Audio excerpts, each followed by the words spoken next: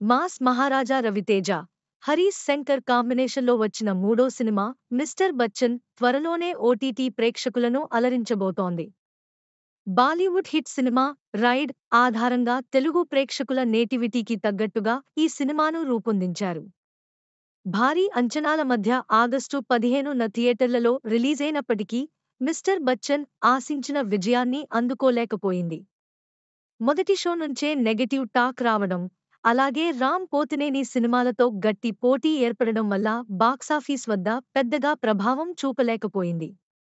అయితే రవితేజ తన energetic performance, Bhagyashree Borse అందాలు, పాటలు, యాక్షన్ సీక్వెన్స్తో మిస్టర్ బచ్చన్ కొంతలో కొంత నిలబడింది. థియేటర్లలో మిక్స్డ్ రెస్పాన్స్ తెచ్చుకున్న ఈ మూవీ ప్రస్తుతం డిజిటల్ స్ట్రీమింగ్ కోసం సిద్ధమైంది. నెట్ఫ్లిక్స్ సంస్థ మిస్టర్ బచ్చన్ మూవీ స్ట్రీమింగ్ హక్కులను కొనుగోలు చేసింది.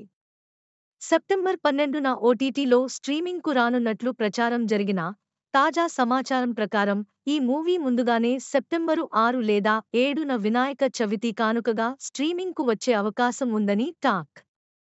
పండగ పూట సెలవు కావడంతో ఓటీటీ ప్రేక్షకులు ఈ సినిమాను చూసే అవకాశముందని మేకర్స్ భావిస్తున్నారు. త్వరలోనే అధికారిక ప్రకటన వెలువడనుంది.